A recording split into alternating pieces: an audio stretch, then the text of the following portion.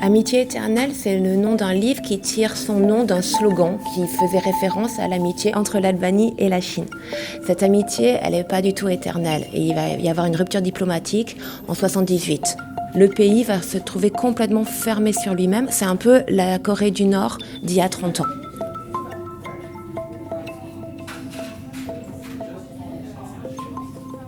Moi, j'ai travaillé sur le parcours de 3 photographes envoyés en délégation en 70 apprendre une technique de photographie couleur auprès du grand frère chinois. Et pour la première fois, ils peuvent sortir de leur pays.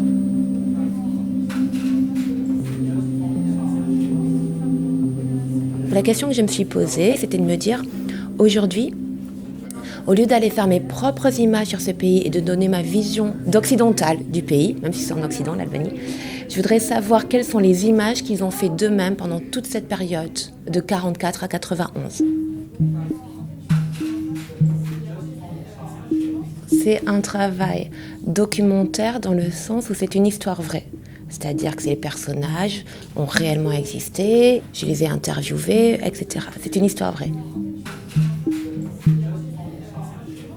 Je travaille avec Gilles de Rappeur, qui est anthropologue, et ensemble, depuis environ 6 ans, on mène des terrains en Albanie, des terrains d'ethnologie où nous rencontrons les anciens photographes de propagande et où nous allons dans les familles albanaises pour faire ressurgir de nouvelles images. Donc c'est à la fois un travail documentaire, un travail d'ethnologie, mais il y a aussi une part de liberté qui est prise avec l'histoire. Et cette part de liberté, elle est dans l'utilisation des images. Je travaille sur une période communiste où en permanence on fait disparaître des personnages, qui est assez connu. On revisite l'histoire et on efface en permanence. Moi, en réalité, dans cette délégation de photographes, ils étaient 4. Or, je n'ai interviewé que 3 personnes, pas le 4e. Je ne l'avais pas encore rencontré. Il était décédé, je voulais rencontrer sa famille. Donc, à chaque fois, j'ai décidé de le faire disparaître des images. Je l'ai mis à la pliure du livre. Quand j'ai fait mon montage, je l'ai mis hors champ. Donc, j'ai aussi, dans ma pratique, une liberté que je me permets par rapport aux archives.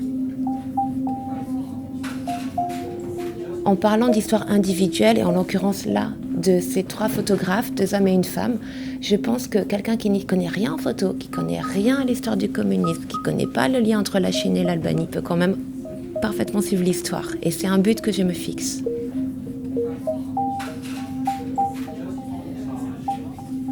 Pour moi, la photographie, elle est à la fois un document pour l'historien, enfin une source, et en même temps, elle est un objet d'étude et elle permet de raconter, entre guillemets, en illustration.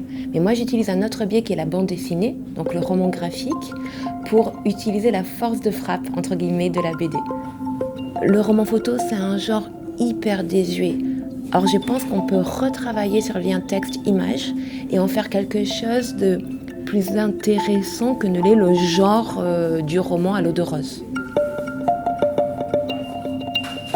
Il y a un piège dans le titre, l'amitié n'est pas où on le croit, elle est dans une histoire intime, mais je ne souhaite pas vous raconter l'histoire pour que vous la lisiez et la découvriez tout seul.